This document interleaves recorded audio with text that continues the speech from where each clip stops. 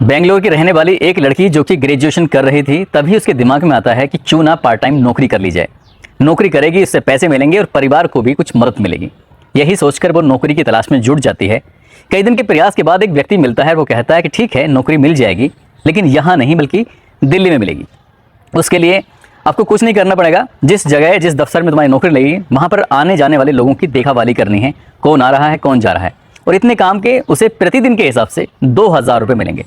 लड़की ये बात सोचकर आगे सोचते ही नहीं है, वो सीधा कहती है कि ठीक है, मैं नौकरी के लिए तैयार हूँ। अपने परिवार वालों को कोई ना कोई बहाना बनाकर सीधा दिल्ली पहुँच जाती है। दिल्ली 15 दिन तक एक होटल के अंदर रहती है और उस होटल में रहने के बाद 15 दिन में ही उसको सैलरी मिल जाती है। 15 दिन के 30,000 रुपये जब उसे मिलते हैं, वो बहुत ज़्यादा खुश होती है। और जो व्यक्ति उसको लेके गया था, वो व्यक्ति फिर अचानक से गायब हो जाता है। 15 दिन के बाद उसको समझ में आता है कि वो बिक चुकी है, उसकी बोली लग चुकी है। कुछ दिनों के प्रयास के बाद उसने कोशिश बहुत की बचने की, लेकिन बच नहीं पाई और एक ऐसे व्यापार में धंस जाती है, ऐसे दलदल में धंस जाती है जहां से निकलकर वापस आना बहुत मुश्किल हो जाता है। दरअसल उसे कई दिनों के बाद, या कह सकते हैं महीनों के बाद, उसको पता चला था कि वो देह व्यापार में घुस चुकी है और उसको एक सेक्स वर्कर के रूप में काम करना पड़ेगा। एक एक दिन में उसने 110 से लेकर 130 तक ग्राहकों की सेवा की। 130 ग्राहक जब उसके साथ सुबह 10 बजे से लेके और अगली सुबह यानी कि सुबह 3 बजे तक शारीरिक संबंध बनाते थे, तब उसे समझ में आया कि जिस पैसों को कमाने के लिए वो यहाँ आई थी, वाकई बहुत बुरी हालत है। बचने की तमाम कोशिशें की, लेकिन बचने का एक ही मात्र रास्ता था, या तो ये शरीर बूढ़ा हो जाए या फिर पेट में बच्चा हो जाए। जब पेट में उसको बच्चा हुआ तब उसकी जान बच सकी, तब वो वहाँ से निकल कर बाहर आ सकी, लेकिन तब तक उसकी ज़िंदगी पूरी तरह से बर्बाद हो चुकी थी। आज की जो सच्ची घटना मैं आपको सुनाने जा रहा हूँ, सच्ची घटना में कुछ ऐसे ही होता है। ये एक पहली लड़की नहीं थी, बल्कि इस जैसी 5000 लड़कियों की ज़िंदगी बर्बाद करने वाली एक महिला की कहानी है, जिसको सुनने के बाद शायद आपके भी रोंगटे खड़े हो जाएंगे। आदाब, नमस्कार, सत श्री अकाल, मैं उस्मान सैफी। आज की जो सच्ची घटना मैं आपको सुनाने जा रहा हूँ, ये सच्ची घटना है दिल्ली के जीबी रोड की। बात कर रहा हूँ 30 अगस्त 2016 की। पुलिस को लीड मिलती है कि जीबी रोड के अलग अलग कमरों के अंदर कुछ लड़कियां कैद हैं और उनसे गलत काम कराया जा रहा है, उनसे गौरख धंधा कराया जा रहा है, उनसे उनकी ज़िंदगी पूरी तरह से काली कर दी गई है। पुलिस ने बिल्कुल सूचना के हिसाब से जब रेड मारी तो अलग अलग कमरों में 250 लड़कियां बरामद होती हैं। और जब 250 लड़कियों से पूछा जाता है कि तुम यहाँ कैसे आई, तो 250 की 250 लड़कियों ने सिर्फ एक ही नाम लिया और वो नाम था सायरा बेगम। सायरा बेगम का नाम अब काफ़ी चर्चित था, काफ़ी पुराना हो चुका था, लेकिन ये नाम क्यों आया, उसके बाद फिर अखबारों के माध्यम से, उसके बाद फिर मीडिया के माध्यम से जब लोगों को पता चलता है, तो सायरा बेगम की भी एक कहानी होती है। कहानी दर्दनाक से शुरू होती है, दर्द से, लेकिन वो कहानी फिर दर्द देने वाली कहानी बन जाती है। दरअसल कहानी शुरू होती है हैदराबाद से। जब ये लड़की 15 साल की हुआ करती थी, तब इसके माँ बाप ने इसकी शादी कर दी, और शादी बिल्कुल दुगनी उम्र के एक लड़के से कर दी, जिस लड़के की उम्र लगभग 30 साल के आसपास थी। हर दिन इसके साथ वो बलात्कार क्या करता था, क्योंकि ये जानती ही नहीं थी 15 साल की उम्र में शादी का भी कोई जीवन होता है, ये भी कोई ज़िंदगी होती है। उस लड़के ने जब इसको ज़्यादा परेशान करना शुरू कर दिया, इसका शारीरिक शोषण करना शुरू कर दिया, तब इसी बीच में वो कुछ वक्त गुजारने की कोशिश करती है। लेकिन एक दिन इस लड़की को एक बुरी खबर मिलती है कि तुम्हारे माँ और तुम्हारे बाप दोनों ही मर चुके हैं। अब सिर्फ सहारा था पति का, लेकिन पति उसे लगातार दुख दे रहा था, तकलीफ दे रहा था। बेहद गरीब परिवार की लड़की जाए तो कहाँ जाए। रात के अंधेरे में चुपके से इस घर से निकल जाती है, भाग जाती है, और दौड़ते दौड़ते वो कई 100 किलोमीटर का सफ़र तय करने के बाद दिल्ली में आ जाती है, यही सोचकर कि यहाँ दिल्ली में आकर नौकरी करेगी और अपना पेट पालने की कोशिश करेगी।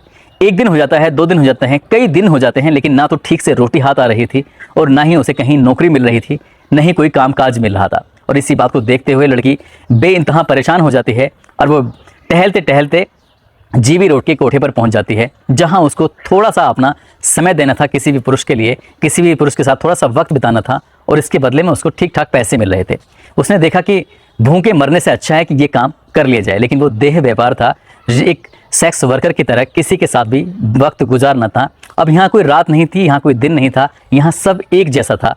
अब उसके साथ शुरू में से लेकर और बहुत दिनों तक ऐसे चलता रहा। उम्र उसकी बहुत कम थी और ज़्यादा से ज़्यादा लोग उसके साथ शारीरिक शोषण करने लगते हैं। वक्त आगे बढ़ता है, साल 1990 की बात है।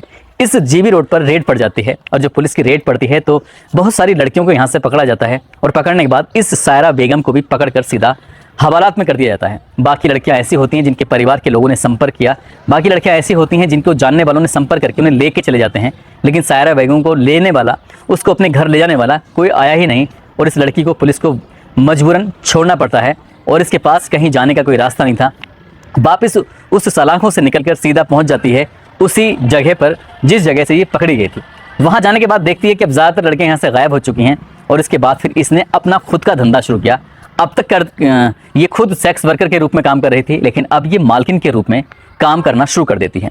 कोई लड़की आती थी, उसको 50,000 में खरीदती थी और कहीं वो सही से काम नहीं कर रही है तो उसी लड़की को वो आगे चलकर 2 लाख रुपए में बेच दिया करती थी। और इसी हिसाब से धीरे धीरे करके ये पनपने लगती है, इसका धंधा भी पनपने लगता है। और लड़कियां यहाँ पे आती थीं, लड़कियां कम उम्र की लड़कियां होती थीं, खासकर वो लड़कियां जिनको नौकरी की तलाश होती थी, खासकर वो लड़कियां जो अपने परिवार से तंग आकर अपने घर को छोड़ना चाहती थीं, खासकर वो लड़कियां जिनके बॉयफ्रेंड या उनके पुरुष दोस्तों ने उनको छोड़ दिया था, या वो लड़कियां जिनके साथ कोई गांव में या शहर में गंदा काम हुआ था।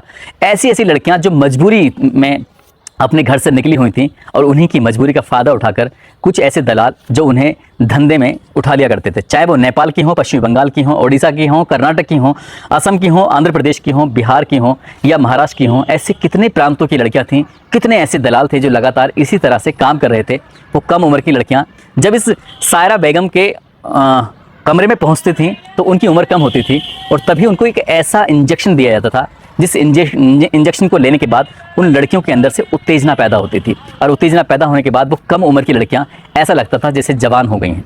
और यही इसी इंजेक्शन का फ़ायदा उठाकर उन लड़कियों को पुरुषों के अधेड़ के जो ज़्यादा से ज़्यादा उम्र के होते थे, जैसे भी होते थे, उनके बिस्तर पर उन्हें सोने के लिए मजबूर किया जाता था और लगातार ऐसे ही चलता चला जाता है। अब ये सायरा बेगम का जो साम्राज्य था दिनों दिन बढ़ता चला जाता है। दिल्ली के अलग अलग इलाकों में बड़ी बड़ी बिल्डिंगें खरीदती है, बेंगलोर में भी बिल्डिंग खरीदती है और कई शहरों में ये बिल्डिंगें खरीदना शुरू कर देती है। बड़ी बड़ी गाड़ियां होती हैं लग्जरी, जो पैसे होते हैं वो नगद तो अपने पास रखते ही थी, कई सारे बैंकों में अपने खाते भी खोलने शुरू कर देती है और वहाँ पर भी नगद पैसा जमा होना शुरू हो जाता है। साल 1999 की बात है। इससे पहले ही एक मुरादाबाद का रहने वाला लड़का, इसका नाम होता है आफाक हुसैन, वो भी घर से रोजी रोटी कमाने के लिए निकला था और निकलते निकलते वो पहुंच जाता है जीबी रोड के ऐसे इलाके में जहां पर ये महिलाएं, जहां पर वो लड़कियां इस तरह का गंदा धंधा काम करती थीं। और इसी बीच में पहुंच जाता है इसी महिला यानी कि जिसका नाम होता है सायरा बेगम के पास। और सायरा बेगम के पास वो नौकरी करने लगता है।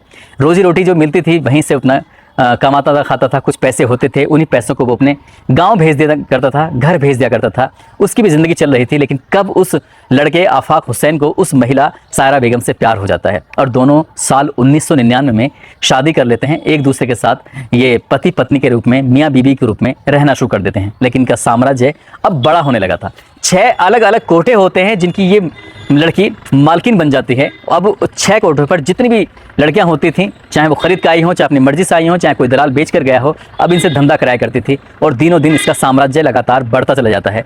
लेकिन ये साम्राज्य बढ़ तो रहा था। कहते हैं कि क्राइम को कितने भी शातिर तरीके से क्यों ना किया जाए, ये भी क्राइम ही था और ये शातिर तरीके से किया जा रहा था। जब दिल्ली की क्राइम ब्रांच को ये पता चलता है तो दिल्ली की क्राइम ब्रांच ने 30 अगस्त 2016 को जब यहाँ पर रेड डाली तब पता चलता है कि 250 लड़कियाँ अलग अलग कमरों में या गुफाओं जैसी उसमें छुपी हुई थी। और जब उससे बाहर निकाल के लेके आते हैं तब सायरा बेगम की कहानी लोगों के सामने आती है कि किस तरह से गरीब परिवार की लड़की अपने पति से परेशान होकर, तंग होकर यहाँ से सीधा दिल्ली की तरफ रुख करती है। वहाँ जाने के बाद एक देह व्यापार में लग जाती है और एक एक दिन में कई लड़कों के, कह सकते हैं 50-60 लड़कों के साथ संबंध बनाती थी। और बाद में फिर उसने हिंदुस्तान ही नहीं बल्कि विदेशों की भी अलग अलग लड़कियों को इस गोरख धंधे में डालना शुरू कर दिया। और जब गिनती गिनी गई अमूमन वो 5000 लड़कियों की गिनती सामने आई। उनमें से बहुत सारी लड़कियां या तो बूढ़ी होकर वहाँ से गईं जिनका शरीर बेकार हो चुका था, या फिर जिनके जो प्रेग्नेंट हो जाती थीं वो लड़कियां इस धंधे से बाहर निकल पाती थीं। अपनी मर्जी से कोई निकलने की कोशिश भी करता था तो सायरा बेगम उसको निकलने ही नहीं दिया करती थी। जबकि सायरा बेगम की ज़िंदगी खुद ऐसे काली दौर से निकली थी, गरीबी से निकली थी। वो चाहती तो अच्छा काम करने के बाद, जिसने लगभग 100 करोड़ रुपए की संपत्ति अर्जित की थी और ऐसी लड़कियों की वो ज़िंदगी बचा सकती थी, उनके लिए अच्छा काम कर सकती थी, उनका माँ का रोल अदा कर सकती थी। लेकिन उसने माँ का रोल अदा ना करके एक हैवान का, एक खूंखार का रोल अदा किया। उससे डॉन क्वीन के नाम से भी लोग दिल्ली में जाना करते थे। दोस्तों, इस पूरे घटनाक्रम को सुनाने का उद्देश्य किसी को परेशान करना नहीं है, किसी का दिल दुखाना नहीं है, बल्कि आपको जागरूक करना है, आपको सचेत करना है। और जाते जाते आज पंजाब के शानू अब्बासी हैं, इनका जन्मदिन है। इनको जन्मदिन की बहुत सारी शुभकामनाएं, बहुत बहुत मुबारकबाद। साथ ही चांदनी कुरैशी हैं, उमेश यादव हैं, मीना यादव हैं, जतिन शर्मा हैं, अजमत खान हैं, अंजुम खान हैं, हरिओम पाराशर हैं, उदय शंकर हैं, ऋषि राज सिंह हैं, मनीष निषाद हैं, आर्यन कुमार हैं, नबी जान अंसारी हैं, जैमरुल जौनपुर से हैं। इन्होंने नाम लेने की अपील की थी। आप सब लोग अपना ख्याल रखें, सुरक्षित रहें। जय हिंद, जय भारत।